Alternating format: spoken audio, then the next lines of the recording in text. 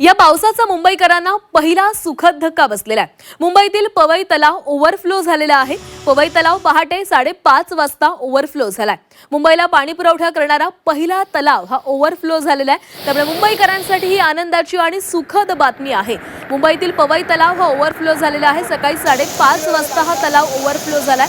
मुंबईला पाणी पुरवठा करणारा पहिला तलाव ओव्हरफ्लो झाल्यानं मुंबईकरांमध्ये आता आनंदाचं वातावरण आहे। मुंबईमध्ये सध्या मुसळधार पाऊस बरसतोय, त्यामुळे धरणांच्या पाणीसाठ्यात वाढ झालेली आहे। तर एका बाजूला मुंबईला पाणी पुरवठा करणारा हा पवई तलाव देखील ओव्हरफ्लो झालेला आहे।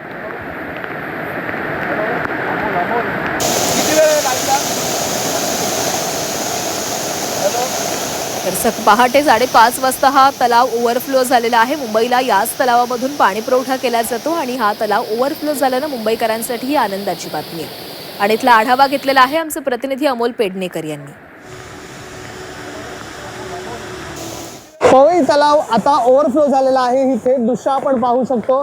तलावाचा हा संपूर्ण परिसर आहे आणि त्याचा हा सांडवा आपण पाहतो आहे।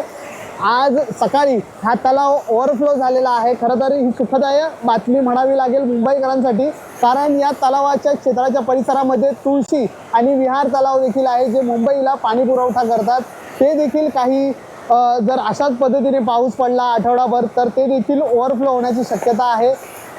खरं तर पवई तलावाचा जो वापर आहे, या पाण्याचा वापर हा औद्योगिक वापरासाठी केला जातो, कारण की इथलं पाणी हे क्षारयुक्त आहे। त्यामुळे यात पाण्याचा वापर आहे तो पिण्यासाठी केला जात नाही। तरी देखील हा जो तलाव जेव्हा ओव्हरफ्लो होतो त्यावेळेला या तलावाचा जो ओव्हरफ्लो आहे तो पाहण्यासाठी पर्यटकांची नेहमीच गर्दी होत असते।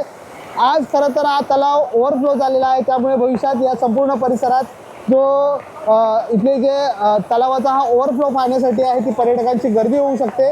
यासोबतच तुळशी आणि विहार तलाव जे या तलावाच्या आजूबाजूलाच आहेत, संजय गांधी राष्ट्रीय उद्यानाच्या परिसरात, ते देखील तलाव आहेत ते ओव्हरफ्लो